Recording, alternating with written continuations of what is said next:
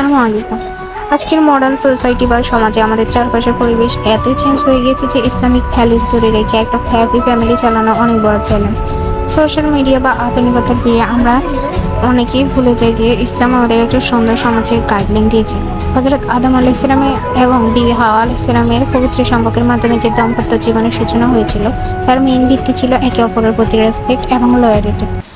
কিন্তু আজকের সমাজের সবচেয়ে বড় প্রবলেম হলো স্বামী স্ত্রীর পার্সোনাল লাইফে সমাজের থার্ড পার্সন বা বাইরের মানুষের ইন্টারফারেন্স।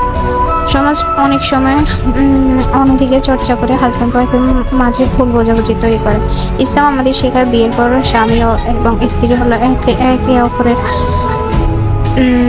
আয়না এবং পোশাক। ঘরের ভেতরে কোনো সিক্রেট বা রাগ বা অভিমান কখনো সমাজের মানুষের সামনে নিয়ে নিজের পার্টনারকে ছোট করতে নেই। যখনই আপনি সমাজের কোনো থার্ড পার্সনকে আপনার সংসারের ডিসিশন নেওয়ার সুযোগ দেবেন, তখনই শয়তান সেখানে ফাটল ধরাবে। একটি আদর্শ ইসলামিক সমাজ করতে হলে সবার আগে নিজের ঘরকে সুরক্ষিত করতে হবে।